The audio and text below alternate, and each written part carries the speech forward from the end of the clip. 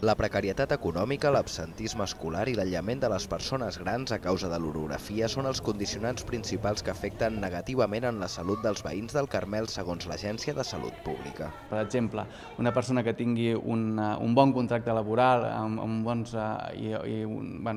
recursos, tot això li permetrà portar tot un estil de vida o més oportunitats que una altra persona que tingui un contracte laboral precari. El consum de drogues també és un hàbit a tractar, tot i que l'organisme assegura que ha disminuït en els darrers anys.